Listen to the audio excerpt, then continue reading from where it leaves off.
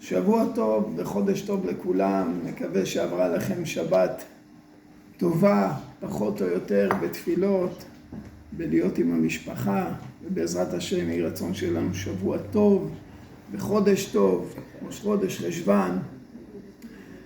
היום ההלכה שלנו עוסקת בעניית אמן. מה פירוש המילה אמן בעצם? הרבה פעמים על כל דבר אנחנו אומרים אמן. למה הכוונה במילה אמן? ובכן לאמן יש שתי משמעויות. אמן פירושו שהלוואי וזה יתקיים. אמן שיתקיים. פירוש שני למילה אמן שזה נכון.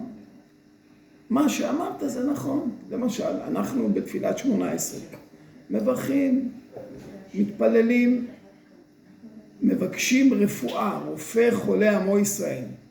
אז שם שתי הפירושים נכונים.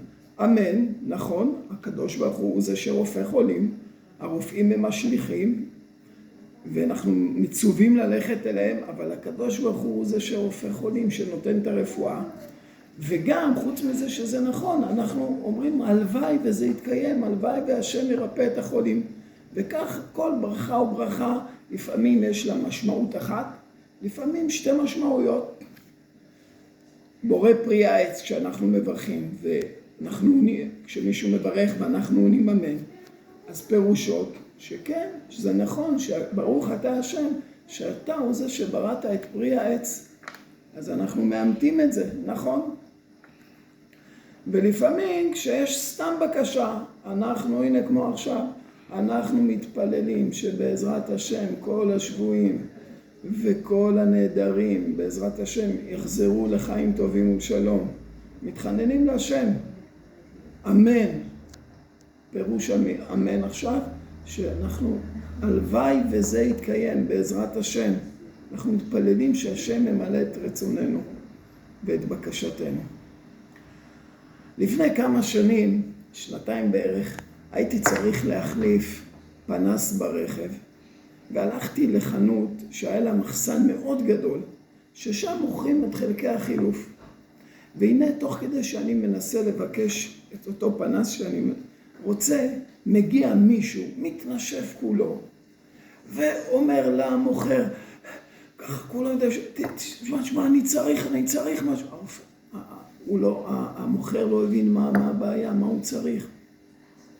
ואז הוא הלך להביא לו איזשהו חלק, החלק הזה, שכך הוא הבין ממנו שהוא רצה, החלק של אותו רכב, הוא בכלל לא מה שהוא רצה.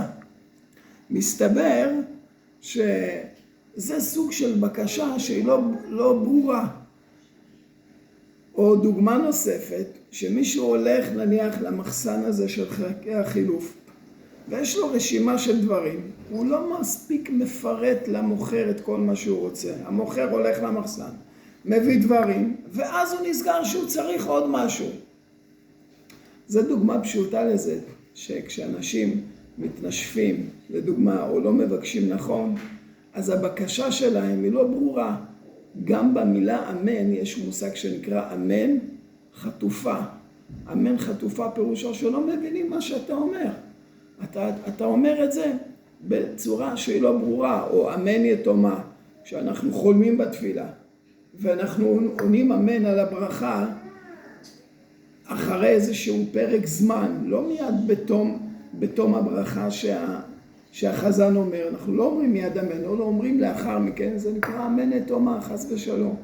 כאילו זה אמן שהיא באה אחרי פרק זמן ממושך. לדוגמה, אני מברך, ברוך אתה השם גם בורא מיני מזונות, ורק אחרי כמה דקות מישהו נזכר לענות אמן.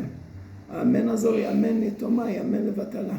האמן צריכה להיות כמו שאנחנו צריכים להיות בימים האלה, ברוגע, במתינות ובכוונה. לענות את זה בצורה ברורה, מתונה ובכוונה. אז בעזרת השם נשתדל לענות בעניית אמן, ועוד נדבר על כמה חשוב לענות, כמה חשוב לומר את המילה אמן בזמנה, ובצורה באמת גם עם כוונה, כפי שאמרנו, שהלוואי ולוואי וזה יתקיים, וגם שזה נכון להבחין מתי האמן פירושו כך, מתי האמן פירושו אחרת, כי זה חשוב מאוד למילת הברכות. אז בעזרת השם שיהיה לנו חודש טוב, מר חשוון, מר בארמית, פירוש המילה מר זה טיפה. יש בחודש חשוון טיפות של גשם.